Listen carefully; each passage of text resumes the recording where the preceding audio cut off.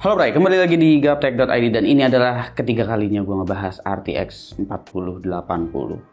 Ya, kayaknya ini adalah video yang akan ngebikin gue terlihat bias gitu. Karena gue sampai 3 kali ngebahas RTX 4080 karena emang total udah ada 3 pinjaman RTX 4080 ke gue, tapi gue nggak disponsor-sponsorin sama Nvidia. Kali ini gue kedatangan dari Palit ya, yang dimana Palit ini adalah salah satu kartu grafis yang punya harga kurang lebih ya sekitar 22 atau 23 juta ish untuk si RTX 4080 Game Rock ini. Dan itu termasuk salah satu harga RTX 4080 yang paling murah. RTX 4080 memang bisa dikategorikan bukan kartu grafis yang laku di pasaran. Karena RTX 4080 saat perilisannya bisa dibilang tanggung dari segi harganya sama kayak 3090 Ti. Emang secara kemampuan di gamingnya jauh melebihi 3090 Ti, tapi ada beberapa dilema dari si 4080 ini. Yang pertama itu adalah drama soal 12 VAPWR yang sebetulnya hanya terjadi kurang dari 100 unit di seluruh dunia. Dan itu hanya terjadi di 4090 anyway gitu ya. Lalu juga ukurannya yang sama persis seperti RTX 4090, dimana ukuran yang besar ini juga bakalan dilematis untuk orang-orang yang emang slot PCI Express-nya nggak cuma ada kartu grafis aja, tapi mungkin ada capture card di bawahnya. Habis itu juga beberapa M.2 NVMe yang ada di bagian bawah VGA card jadi keganggu dan mungkin akan jadi lebih panas. Atau kartu PCI Express lainnya yang ada di motherboard. Itu adalah permasalahan utama dari ukuran yang besar. Padahal RTX 4080 ini dia punya power itu cuma 320 watt. Ya beberapa sih ada yang 350 watt. Untuk Palit Game Rock ini juga dia punya power limit maksimum di angka 350 watt. Gak ada BIOS switch di sini, jadi kita nggak bisa jalanin dia spek default dari Nvidia. Jadi power limitnya udah mentok, jadi nggak ada juga untuk tombol-tombol one click OC dan lain sebagainya gitu. Untuk desainnya jujur aja gue antara suka dan gak suka, karena gue nggak sukanya tuh sebenarnya di bagian depannya ini semisal LED-nya nyala. Karena kalau ini LED-nya nyala, aduh, bling-blingnya bukan main. Untungnya ya di utilities Palit itu RGB-nya bisa dimatiin, jadi terkesan lebih mewah dan lebih elegan menurut gua kalau seperti ini ya sebenarnya sih kalau misalkan kita taruh dalam casing dan kita nggak pakai vertical GPU nggak masalah, nggak akan kelihatan juga, palingan cuma nyala-nyala kayak neon aja gitu di bawah.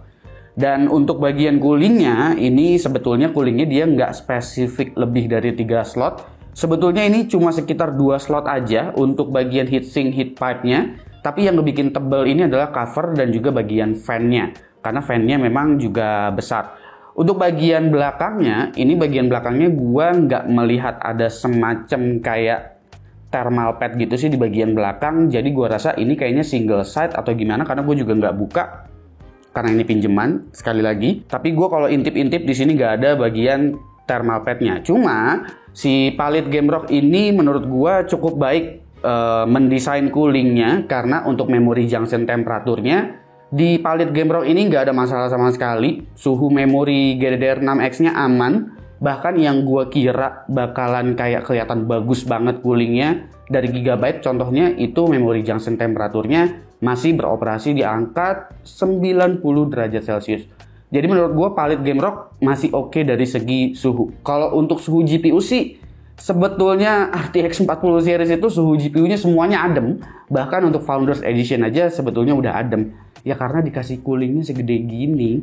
Lu bayangin aja, angka 320 watt, bahkan kurang dari 300 watt ya untuk RTX 4080 saat kita mainin game. Itu tuh lebih hemat daripada RTX 3080. Ini juga lebih hemat dari RX 7900 XTX gitu ya. Padahal sebetulnya kayak gitu. Jadi makanya RTX 4080 ini agak-agak dilematis saja. Tapi semenjak kehadiran RX 7900 XTX, gue melihat beberapa orang itu akhirnya malah justru menggeserkan hatinya sih ya, untuk melirik si RTX 4080 ini. Dikarenakan ternyata RX 7900 XTX itu di marketplace harganya 20 juta juga untuk versi referensinya. Dan untuk versi custom cardnya juga ternyata ukurannya segede alahin gambreng kayak begini. Makanya akhirnya 4080 jadi ada peminatnya lah sekarang. Karena ada bonus-bonus tertentu meskipun ini sedikit lebih mahal ya, 1 atau 2 juta rupiah gitu di marketplace lebih mahalnya untuk versi custom card. Kalau Founders Edition kan di Indonesia nggak jual untuk Nvidia. Bonus-bonusnya itu ya jelas ya, ada DLSS yang cuma ada di Nvidia GeForce RTX. Habis itu juga untuk kebutuhan streaming jauh lebih beres dan AI-nya jauh lebih kepake untuk apa? Terutama buat kelas-kelas consumer kayak kita. Mungkin kalau untuk yang udah kelasnya workstation mungkin udah mainin TensorFlow dan segala macam. Tapi untuk gamer-gamer atau untuk konten kreator biasa kayak gua, memang menggunakan GPU Nvidia AI-nya jauh lebih kepake daripada menggunakan RDNA 3 yang belum jelas arahnya AI-nya mau kemana. Contohnya seperti Nvidia Broadcast saja gitu ya. Nvidia Broadcast itu kan bakalan kepake banget. Kadang juga gue cuma pakai C922 doang kalau lagi live streaming. Tapi suka ada aja yang nanya webcam gue tuh pakainya apa gitu ya. Padahal ya gue pakai webcam Logitech yang kebanyakan orang pakai gitu, C922. Boost clocknya ada di angka 2500-an MHz, tapi kalau kalian jalanin default sebetulnya dia udah bakalan ngangkat ke 2800 MHz. Suhu tadi gue udah bahas aman-aman aja. Dan kalau bicara productivity, ini dia juga udah ada encoder AV1.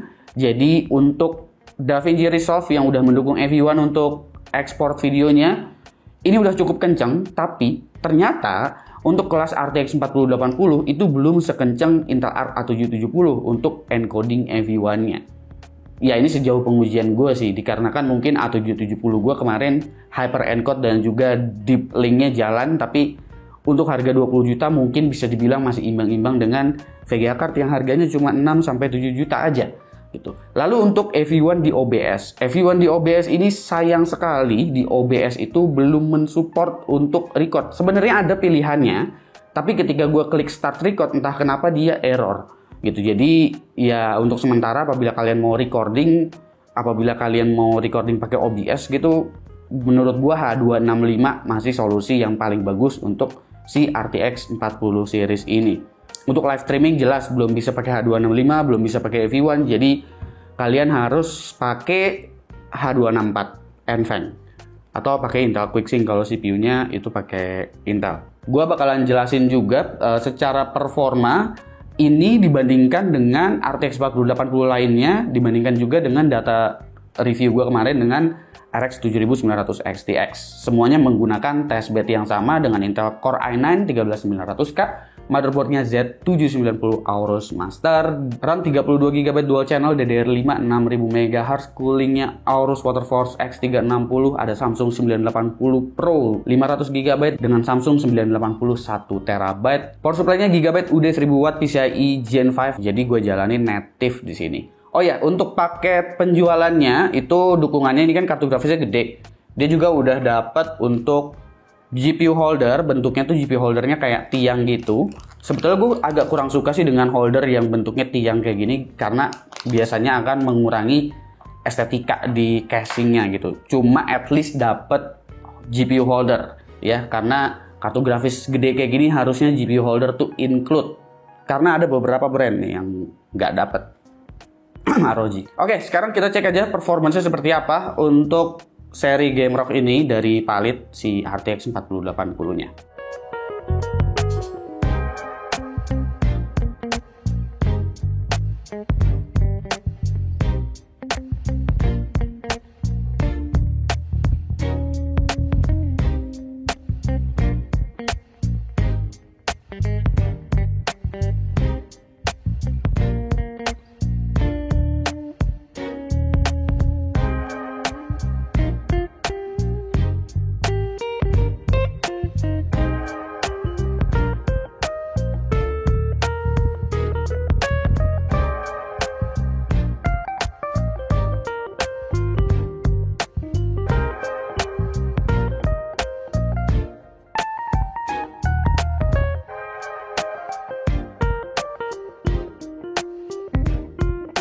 Gue rasa segitu aja lah ya pembahasan gue untuk RTX 4080 yang ketiga kalinya ini. Apakah kartu grafis ini menarik? Sebetulnya dari awal gue udah selalu bilang 4080 tuh menarik gitu. Ya 3090 Ti sebetulnya udah lewat jauh gitu. Cuma dari segi pricing memang dilematis, abis itu juga secara ukuran juga dilematis gitu. Kesimpulan gue sebetulnya masih sama. Jadi kalau ngebandingin antara 4080 yang awal gue bahas sampai dengan yang Palit ini, mana yang terbaik? Menurut gue dari ketiga yang gue bahas, kayaknya ini kedua yang terbaik, ada di tengah-tengah. Gue kayaknya nggak usah sebutin deh yang satu dan yang ketiganya siapa, biar pada penasaran aja kayak gimana ya. Karena udah ada 3 brand yang gue bahas, 4080. Nanti gue di cancel, nggak usah macem-macem. On average lah untuk seri Game Rock ini, dan secara harga masih make sense di 22-23 jutaan. Kalau tokonya nggak goreng-goreng lagi nih pas gue habis bahas. Oke. Komen di bawah menurut kalian gimana untuk 4080, apakah sekarang sudah terlihat menarik atau kalian nungguin yang ada di awal tahun 4080 juga, tapi ganti nama.